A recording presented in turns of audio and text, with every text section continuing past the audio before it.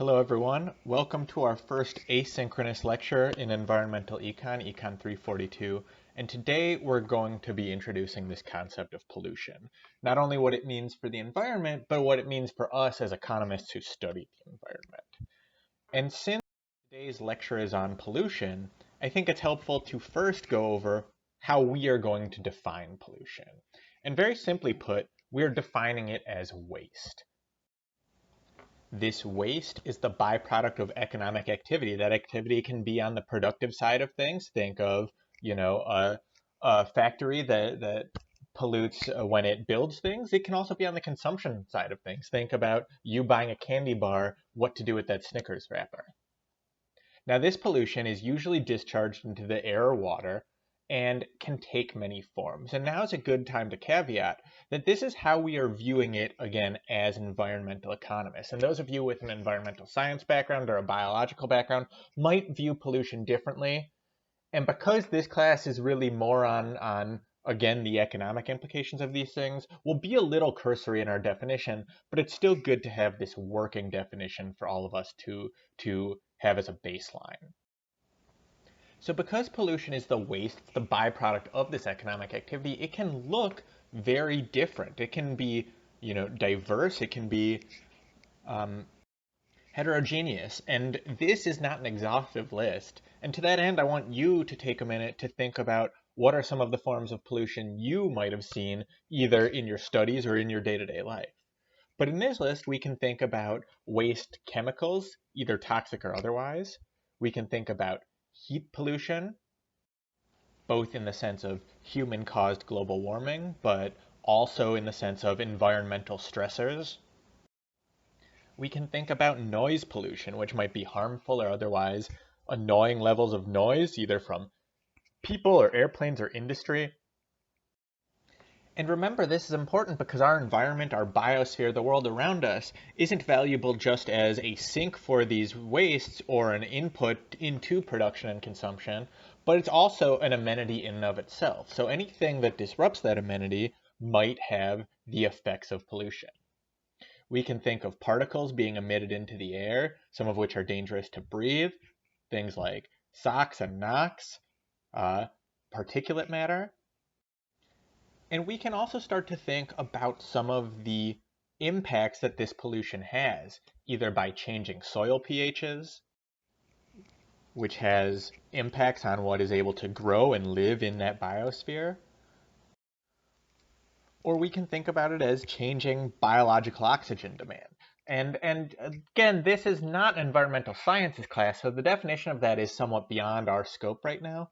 But think of it as how pollution stresses an environment. Again, either through man-made or natural forms.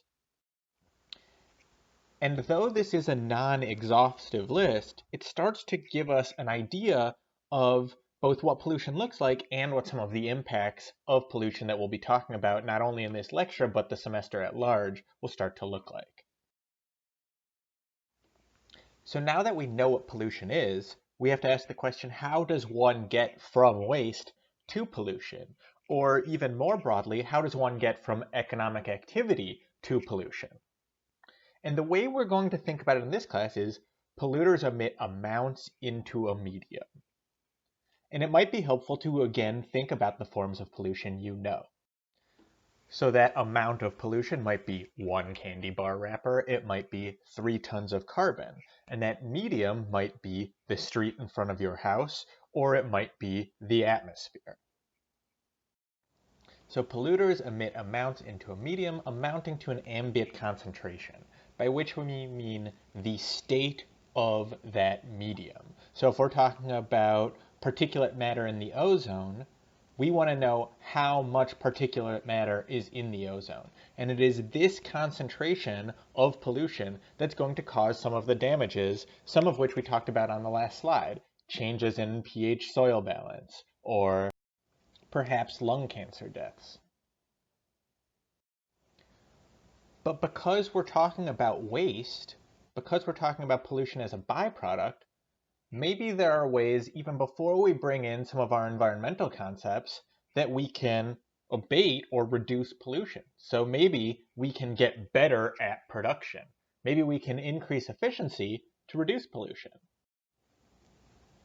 And again, it's this reduction or abatement or mitigation that we're interested in here in environmental econ. So we have an ambient concentration. We might call our current level a status quo, and we're interested in abatement or mitigation. And because there are so many different types of pollution and so many different types of pollutants, we can start to think about ways we can differentiate them, either by the rate of assimilation, by which we mean the pollutants getting absorbed into the environment without detrimental effects. So some pollutants get absorbed by the environment relatively quickly. We might think of carbon dioxide getting taken in by plants and oceans through the process of photosynthesis and respiration. We call these fund pollutants. And since they do not accumulate, since they are assimilated relatively quickly, we care about the flow of these pollutants. Remember from your intro econ classes, flow refers to rate of change. Alternatively, we can think about stock pollutants. Remember, stock refers to how much of a thing you have. So stock pollutants tend to stick around, and we care about how much have accumulated. Think about heavy metals in the ground, or radioactive waste. We might also care about where the damage is taking place. And by this, we're referring to geographic dispersion. Are the pollutants uniformly mixed or spread evenly? Think about greenhouse gases and carbon emissions, referring to global climate change and global warming. We might also consider pollutants that are non-uniformly mixed, that cause hotspots or localized concentration. So we can think about, something as simple as litter at Sweetbriar, or something like a factory or a paper mill. And here's a good time to point out that this distinction is not so clear-cut. You might have a pollutant that spreads evenly and contributes to a global problem, but also leads to hotspots such as particular holes in the ozone layer. From this concept of geographic dispersion, we might also be concerned with the sources of the pollution. Can we identify where this pollutant was released? Is it easy to ascertain where this pollutant is being released into the environment? So we might think of smokestacks as a point source of pollution, and this is a classic example. But there are also diffused sources that are hard to identify. Think about urban runoff or pesticides or fertilizers. The example I have here is farmland erosion. And it's useful to think, why might these different types of pollution have different implications for what we're trying to do here in environmental econ? So now's a good place to stop these videos, press pause, and think about our first discussion question in class tomorrow, which is, what might be good about pollution and what might be bad about pollution? Because like I said, these questions are not so cut and dry. So take a minute to think about it, and then we're going to come back and talk about markets and efficiency. Welcome back, and what we have here is a market diagram. And remember that a market just refers to the interaction between two relationships. The relationship of buyers, known as demanders, and the relationship of sellers, known as suppliers, producers, known as suppliers. And these relationships that they have are called supply and demand. Supply is just a seller's marginal willingness to accept, and we derive it from their marginal cost curves. Demand is a buyer's marginal willingness to pay, and we derive it from their utility functions. So when these two relationships interact, we get at this concept we talk about in econ, which is equilibrium, balance. It's the natural outcome of letting people participate in the market. And it's the point where this relationship, supply, and this relationship, demand, intersects. In other words, equilibrium is where quantity supplied equals quantity demanded. In this particular market, we've been given some equations for our relationships, our supply relationship. Our supply is 50 plus 100 times quantity. Demand is 800 minus 50 times quantity. And to solve for this equilibrium concept, we just have to plug one equation into the other. So I have that worked out here. We set supply equal to demand. 50 plus 100Q equals 800 minus 50Q. From there, we can show our work and get an equilibrium quantity of Q equals 5. To solve for the equilibrium price, we just take that Q equals 5 and plug it into one of our original equations, either the supply or the demand equation, and get our equilibrium price at 550. That's either 50 times 1 plus 100 times 5 for 550, or 800 minus 50 times 5 for 550. This is a great way to double check our work because equilibrium price should be the same in both equations. Since this market is in equilibrium, we can talk about various concepts of efficiency. The most broadly used is Pareto efficiency, the state in which resources are organized so that you can't make anyone better off without hurting someone else. So think about a situation where I have $10 and Dean Garrett has $10. If I want more money, say an extra dollar, the only way to get it is to take $1 from Dean Garrett. So now I have 11 and she has 9. The only way to make me better off in this example was to take $1 from her, thereby hurting her. Put differently, now imagine a situation where I have $10, Dean Garrett has no dollars, but there's a $10 bill on the table in front of us. Now we can make Dean Garrett better off by having her pick that $10 bill up off the table. I'm just as well off, I still have my $10, but now Dean Garrett also has $10. So the situation where there's a $10 bill on the table in front of us is an inefficient situation. The situation where we both have $10 in our hands is an efficient one by this concept, Pareto efficiency, the state in which resources are organized so you can't make anyone better off without hurting anyone else. And in this market that we were discussing a minute ago, we are in a state of Pareto efficiency. And you can see it when we reach that equilibrium quantity of 5. Take a minute to look at the diagram and try and explain to yourself why we are in a state of Pareto efficiency. And it's because we are at that equilibrium point, the point where supply and demand cross. So you can't have additional trades where you make people better off. All gains from trade have been exhausted. Put differently, if we were to dictate that this market must sell 6 units at a price of $650 a unit, we would be hurting some consumers since they would be forced to buy above their willingness to pay.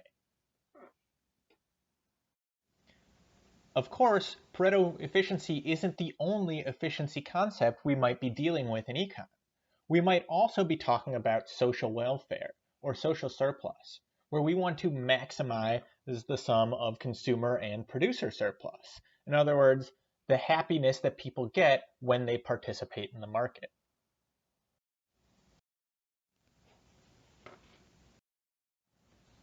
Now we've been saying that at equilibrium, efficiency has been maximized, both from our concept of Pareto efficiency, but also from our concept of social surplus. But there are a bunch of assumptions underlying that conclusion. So let's take a minute and think about what we're assuming here. And maybe then we can start to push back on why those assumptions might lead us astray. Well, to get to this efficient point, we've assumed free markets, that is, markets without government intervention. A few slides ago, we said no one is dictating that you have to buy 6 units for $650 a piece. Free markets are both Pareto efficient and maximizing social surplus. People are making these trades, these exchanges voluntarily, and because it's voluntary, they only want to make trades that make them better off. We've assumed that all social benefits are represented in these demand and supply curves, and the only trades that occur are trades where there are gains to be had. People on their own are choosing these private benefits, which in turn assumes that private marginal benefits equals private marginal cost. But efficiency requires that social marginal benefits equals social marginal costs. So if all social costs are borne privately by the decision makers, then the free market equilibrium is efficient. If this model is correct, there's no inefficiency, and thus there would be no role for government to fix any problem. In other words, we should not intervene if this model were correct, if these assumptions were valid. Underlying this assumption of free markets is the assumption of well-functioning property rights, which presumes that everything is owned, and everything is owned exclusively. If Dean Garrett owns that $10, I do not own it. That $10 is also transferable. So if I have something Dean Garrett wants, I own it exclusively, but she can pay me some amount of money in exchange for it. I have no fear of losing ownership other than voluntarily, and Dean Garrett has no fear of losing her $10 other than voluntarily. But who owns the environment, and who owns a clean environment? Where are the property rights there? Also underlying this assumption of efficient outcomes is that the market is competitive. There's no market power either on the supply side in the sense of no monopolies or no oligopolies, but also on the demand side in the sense of monopsony, for instance. And finally, we're assuming that there are no market failures, including no externalities.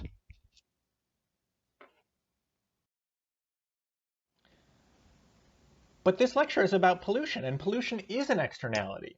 In other words, the existence of pollution, the existence of waste, the existence of runoff belies these assumptions that we're making about market efficiency. In terms of our model, what does this look like? It looks like the social cost of, say, pollution, but perhaps something else, is not represented in the supply and demand diagram. Remember, our concept of efficiency was about maximizing social welfare. But in this case, the social cost includes not only our private costs, but also the external cost. Similarly, pollution or other externalities can be thought of as a public bad. Note that all externalities are not necessarily bad. Education has positive externalities. But in this case, pollution can be thought of as a public bad, in that we are better off when we pay to remove it, but no one has complete incentive to remove it on their own. Think of the game we played the other day, where playing a red card might be abating pollution. In this case, not everyone played a red card. Some people wanted to benefit privately, in this case by pollution or polluting or playing a black card. So how do we find the socially optimal level of pollution? Well, in this case, we have to set demand equal to the marginal social cost, not just the marginal private cost. And from there, we start to plug our equations into one another and calculate quantity just like we did in a well-functioning free market. And this is where we'll end our first lecture. It's our goal in environmental econ to find out what an efficient level of pollution is. And I want you to take a minute, and we'll come back next time to think about how can we find the efficient level of pollution.